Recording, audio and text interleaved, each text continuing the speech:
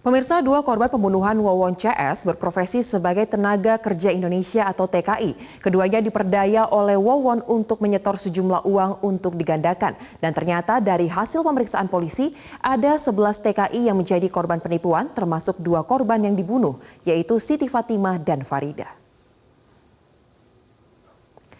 Direktur Kriminal Umum Polda Metro Jaya, Kombes Hengki Haryadi, menyebutkan peran Wawon dalam penipuan terhadap 11 TKI. Wawon mengaku bisa menggandakan uang yang ada di dalam amplop menjadi berkali-kali lipat. Hal tersebut yang membuat para korban pun tertarik untuk menyerahkan uangnya. Hengki mengatakan penipuan yang dilakukan Wawon tersebut seperti multi-level marketing atau MLM. Ia menjelaskan setelah korban terjerat penipuan Wawon, ia akan mengajak teman lainnya. Salah satu TKI yang bernama Siti Fatimah yang dibunuh oleh Wawon juga mengajak temannya untuk mengirimkan uang kepada Wawon untuk digandakan. Dan untuk lebih meyakinkan korban, Wawon juga mengaku telah memiliki rumah dan mobil. Namun setelah ditelusuri, rumah dan mobil tersebut bukan milik Wawon. Sahanu ngaracun? Sahanu ngaracun? Sahanu ngaracun? Ngomong? Hah? Siapa? Sah? Saya. Mana yang ngaracun, Man? Bener tuh? Bener tuh? Hah? Kunaon. Sakti mana Sakti. Klasterisasi terhadap korban penipuan. Ada pembunuhan, ada penipuan. Ternyata hasil pemeriksaan kami sementara ada 11 orang TKW yang menjadi korban penipuan yang mengirimkan sejumlah uang kepada tersangka Dede, kemudian digunakan oleh 3 orang ini. Dan pengirimannya itu ada 2 jenis, melalui rekening maupun melalui Western Union. Ya, sejenis wesel ya, yang bisa diambil di kantor pos, di kantor Pegadaian dan sebagainya. Nah, kami melalui rekening maupun Western Union ini akan kami inventarisir, identifikasi berapa korban penipuan dari TKW yang ada di luar negeri ini. Oleh karenanya kami sudah deteksi ada berapa orang yang bisa kita hubungi, ya, 4 orang bisa kita hubungi saat ini masih ada di luar negeri. Kemudian beberapa orang sudah kembali ke Indonesia. Dan dalam perjalanan ke Polda Metro Jaya untuk kita ambil keterangan 3 orang. Nah, sisanya ini sedang kami cari. Kami akan hubungi keluarganya yang ada di Indonesia, ya, sudah kembali ke Indonesia nih. Kami hubungi keluarganya untuk mencari di mana keberadaan daripada korban penipuan ini. Para korban ini awalnya bertemu dengan tersangka Wawon, kemudian tersangka Wawon ini bisa seolah-olah merubah jumlah uang yang ada dalam amplop. Misalnya 1.000 tiba-tiba dibuat sedemikian rupa bisa menjadi isinya 10.000. Nah, akhirnya terberdaya. Berdasarkan pemeriksaan salah seorang saksi, untuk meyakinkan daripada saudara-saudara kita TKW ini untuk mengirimkan uang terus ke tersangka ini, ada salah satu yang datang kepada Wawon, ditunjukkanlah ini rumahnya, ini mobilnya.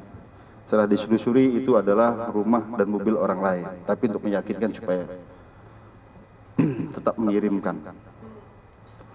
Kemudian juga sistemnya ini adalah seperti MLM. Ini yang sedang kami telusuri betul. Maksudnya seperti ini. Mereka ada downline. Ya, jadi dari si Siti misalnya, ini mengajak temannya lagi supaya mengirim uang ini agar bisa digandakan dan sebagainya. Jadi seperti MLM.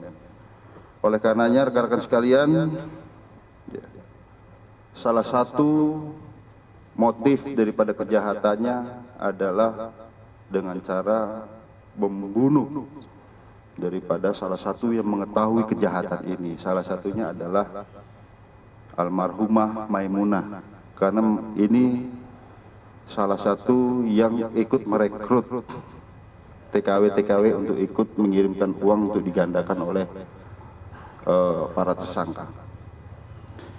Kemudian rekan-rekan sekalian, kita juga ada temukan modus yang lain, operandi daripada pelaku, dan ini cukup unik rekan-rekan sekalian ya. Ternyata tersangka Wawon ini itu berperan sebagai Aki Banyu. Selain atas nama Wawon yang berperan untuk mengantarkan korban kemudian dieksekusi, ternyata yang bersangkutan ini adalah berperan sebagai Aki Banyu. Ini adalah figur fiktif. Nah, Aki Banyu ini yang memerintahkan untuk melakukan pembunuhan terhadap para korban ini.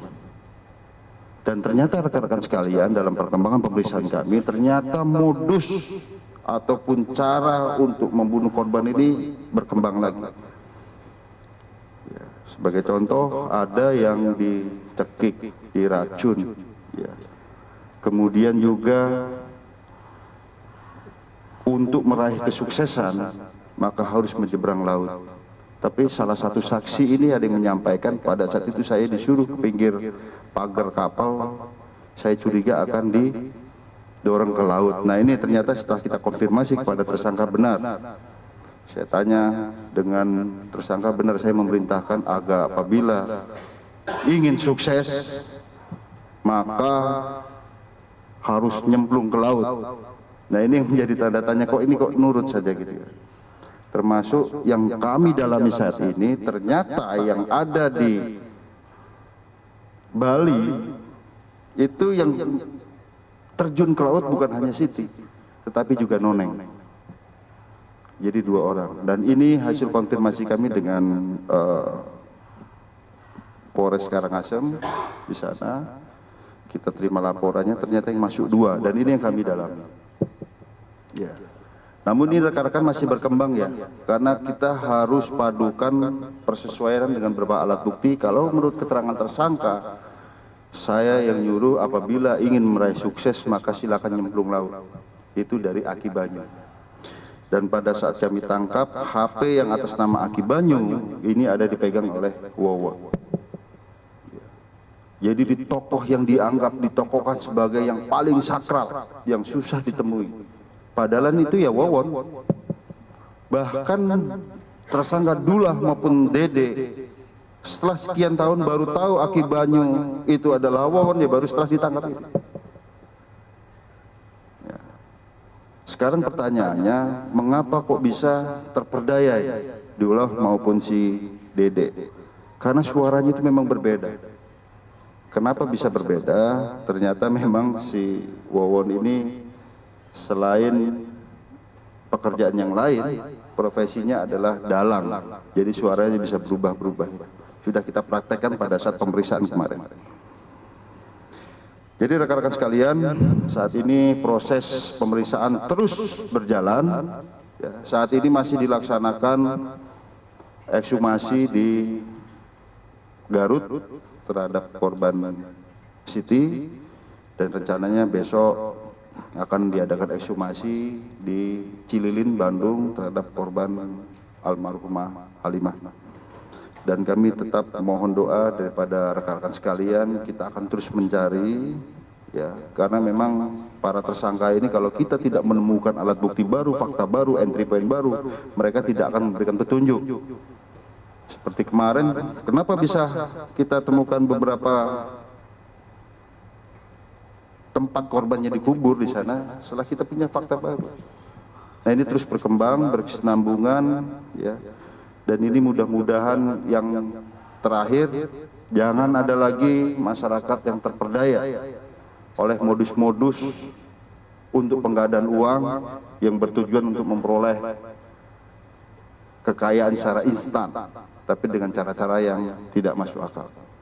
Jadi sekali lagi rekan-rekan sekalian, ini selain penegakan hukum, juga secara preemptif, ini bisa memberikan edukasi kepada masyarakat dan juga memberikan implikasi secara preventif terhadap pelaku-pelaku lain bahwa modus ini sudah diketahui oleh polisi dan masyarakat luas dan coba-coba menggunakan modus seperti ini. Bukan hanya harta, tetapi jiwa pun menjadi korban. Saya kira demikian. Terima kasih. Dari belakang dulu, silakan ada pertanyaan.